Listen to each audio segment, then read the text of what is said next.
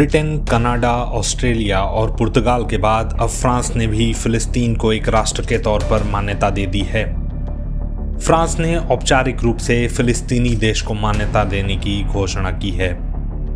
France के राष्ट्रपति Emmanuel Macron ने कहा कि शांति का समय आ गया है। उन्होंने जंग के बाद गाजा में संयुक्त राष्ट्र से अधिकृत एक अंतर्राष्ट्रीय स्थिरीकरण बल की योजना की पेशकश की है, लेकिन इजराइल या अमेरिका इस कदम के खिलाफ ही नजर आ रहे हैं। 23 सितंबर की शाम संयुक्त राष्ट्र महासभा हॉल में एक विशेष शिखर सम्मेलन के उद्घाटन भाषण में मैक्रो ने फिलिस्तीन को एक आज़ाद मुल्क के रूप में मान्यता देते हुए कहा कि गाजा में युद्ध, नरसंहार और मौतों को समाप्त करने का समय आ गया है। फिलिस्तीनी लोगों के लिए न्याय करने और इस प्रकार गाजा, पश्चिमी तट और यरूशलेम में फिलिस्तीनी राज्य को मान्यता देने का समय आ गया है। फ्रांस ने सऊदी अरब के साथ इस विशेष शिखर सम्मेलन का आयोजन किया था। हालांकि इस सम्मेलन में अमेरिका शामिल नहीं हुआ और इजरायली अधिकारियों ने तो इस पहल को खारिज कर दिया। इसी तरह G7 ग्रुप के अन्य देश जर्मनी और इटली ने भी इस सम्मेलन से दूरी बनाई।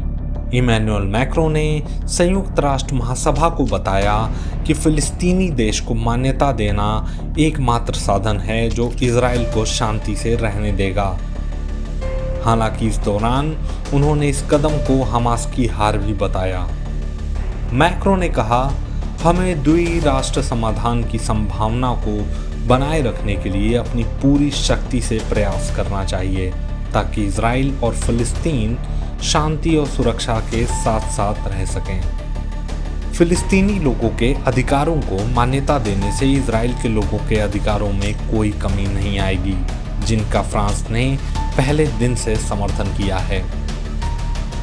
फ्रांस की ओर से फिलिस्तीन की मान्यता की घोषणा ऐसे समय में हुई है जब ब्रिटेन, कनाडा, ऑस्ट्रेलिया और पुर्तगाल ने बीते सप्ताह फिलिस्तीन को मान्यता देने का ऐलान किया।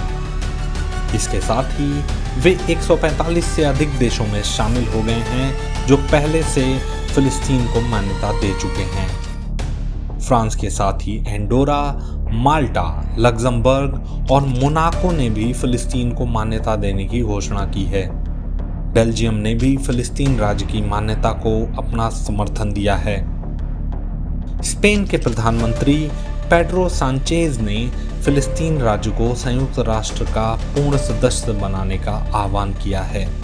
फिलहाल फिलिस्तीन को मान्यता देने वाले देशों की संख्या 150 से अधिक हो चुकी है। यूरोप के ज़्यादातर देशों की ओर से जिस तरह फिलिस्तीन को अचानक मान्यता देने का ऐलान किया गया है, ये अमेरिका और इजराइल के लिए एक बड़ा झटका है। इसे यूरोप की ओर से इजराइल और अमेरिका के खिलाफ कदम के तौर पर देखा जा सकता है। इस बीच अमेरिका और इजराइल आग बबूला हैं। इजरायली पीएम बेंजामिन नेतन्याहू ने यूरोप के कई देशों को फिलिस्तीन को मान्यता देने पर चेतावनी दी है।